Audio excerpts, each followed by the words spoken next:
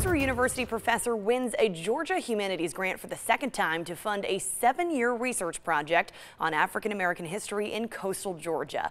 Our Pepper Baker spoke to a chairman of Mercer's Liberal Arts Department and a former student about how that grant money will help.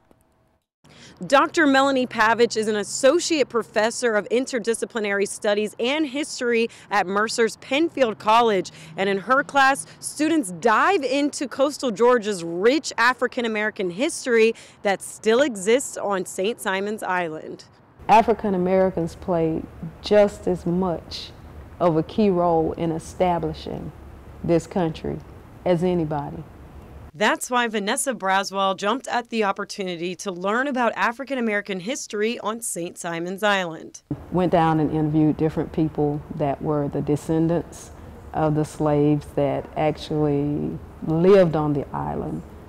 Over 2 semesters, students combine their research and interviews into a 5-minute digital story, which they present to the St. Simon's community in May. They give you a gift on the first side, and then you give the gift back when you do the digital story.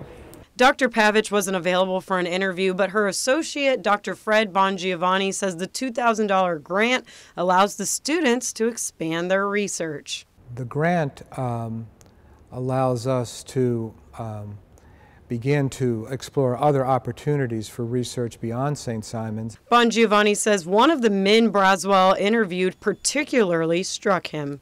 Matthew Rayford is a farmer in St. Simon's who's been farming the same land that his family acquired after slavery.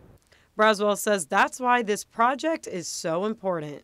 We've only scratched the surface. There are so many more stories that need to be told than what we've managed to tell. In Macon, Pepper Baker, 13 WMAZ News.